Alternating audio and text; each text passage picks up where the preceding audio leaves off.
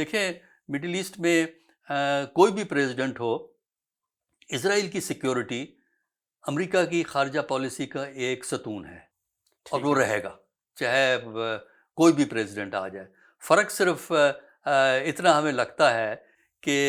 اگر ٹرمپ آتا ہے وہ اس بات پہ اصرار کرے گا کہ اسرائیل جو ہے سیز فائر کرے، تاکہ یہ جو کارروائیاں ہیں وہ اس کو رکوانے کی کوشش جو ہے وہ کرے گا، لیکن ایسی کوئی پالیسی نہیں کرے گا جس سے کہ اسرائیل کی سیکیورٹی کو نقصان پہنچے، کیونکہ اس وقت امریکہ کے اندر اچھا خاصا طبقہ وہ ہے جو یہ سمجھتے ہیں کہ اسرائیل نے جو نقصان پہنچانا تھا وہ پہنچا دیا ہے، اور لیکن فلسطین کے اندر ایک انسانی مسئلہ پیدا ہو گیا ہے، اور اس انسانی مسئلے کو حل کرنے کے لیے بائیڈن کی ایڈمنسٹریشن نے کوئی رول نہیں پلے کیا۔ تو یہ کوشش یہی کرے گا کہ کسی طریقے سے یہ سیز فائر ہو، اور معاملہ جو جنگ چل رہی ہے کہ اسرائیل لبنان میں کارروائی کر رہا ہے، غزہ میں کر رہا ہے، جا کے ایران میں کارروائی ہو جاتی ہے، عراق میں کارروائی ہو جاتی ہے، یمن میں کارروائی، اس قسم کا سلسلہ جو ہے اس کو وہ رکوائے۔ تو اس میں بھی ہمیں دیکھنا ہے کہ وہ کس طرح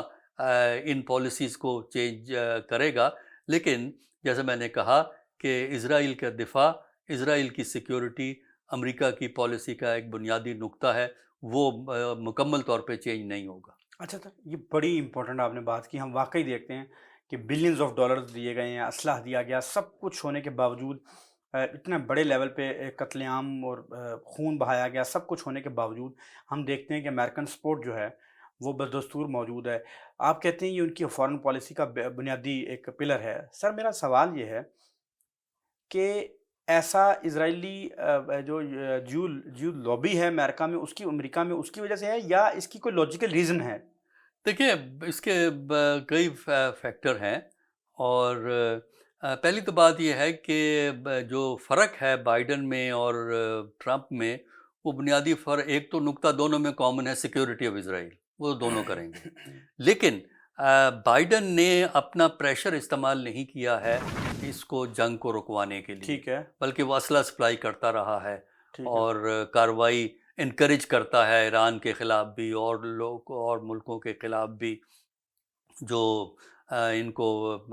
اسرائیل کی مخالفت جو ہیں وہ کرتے ہیں۔ جو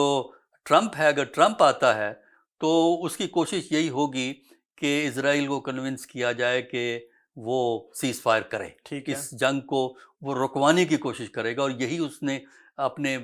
پیغام میں کہا ہے، جس کی وجہ سے کچھ مسلمان ووٹ اس کی طرف جا رہا ہے، وہ یہی ہے کہ میں یہ دونوں جنگیں، یوکرین کی جنگ اور جو مڈل ایسٹ کی جنگ ہے، فلسطینیوں کے خلاف جو اسرائیل کی جنگ ہے، اس کو میں رکواؤں گا۔ تو دیکھنا یہ ہے کہ یہ کس طرح جو ہے رکوائی جائے گی۔ دیکھیں یہ ایک اصول تو ہے ان کی پالیسی کا، اس کا بنیادی جو نقطہ ہے ایک تو یہ ہے کہ نہ صرف جوز جو کہ وہاں کے اکنامک سسٹم میں میڈیا کے اندر پاورفل ہیں، بلکہ اچھا خاصا نان جو ایلیمنٹ بھی موجود ہے جو اسرائیل کے حق میں ہے اور اسرائیل کو سپورٹ کرتا ہے۔ دوسری اس کی وجہ یہ ہے کہ اسرائیل جو ہے وہ امریکہ کے لیے مڈل ایسٹ میں ایک قابل اعتماد آؤٹ پوسٹ ہے، یعنی ایک ایسی جگہ ہے جس پہ امریکہ ریلائی کر سکتا ہے۔ ٹھیک ہے وہ سعودیہ پہ بھی ریلائی کرتا ہے، کنزرویٹو عرب اسٹیٹس پہ امریکہ ریلائی کرتا ہے، لیکن جتنا کہنا چاہیے اسے اعتبار اسرائیل پہ ہے، وہاں کے کسی اور ملک پہ نہیں ہے۔ تو اس لیے مڈل ایسٹ میں امریکہ کے ایجنڈے کو پروموٹ کرنے میں اسرائیل اس کے لیے جو ہے وہ ایک سپورٹ بنتا ہے۔ تو اس کی ایک فیکٹر اس کا یہ بھی ہے، اور تیسرا جو فیکٹر اس کا یہ ہے کہ جو ٹیکنالوجی کی ایکسچینج ہے اس سے دونوں بینیفٹ کرتے ہیں۔ امریکہ اپنی ٹیکنالوجی دیتا ہے، اور امریکہ ان کے ایکسپرٹ سے بینیفٹ کرتا ہے، جو کہ جوز ہیں، ٹیکنالوجیکلی بہت ایڈوانس ہیں، یہ ایک دوسرے کی جو ہے وہ مدد کرتے ہیں۔ اور بین الاقوامی امور میں اسرائیل جو ہے وہ اور امریکہ کی پالیسی ملتی جلتی ہے، جو امریکہ کہتا ہے۔ پھر آخری فیکٹر یہ ہے کہ مڈل ایسٹ میں سب سے پاورفل کنٹری ملیٹریلی اسرائیل ہے، یعنی باقی کنٹریز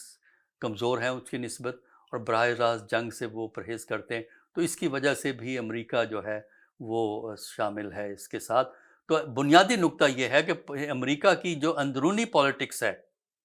اس میں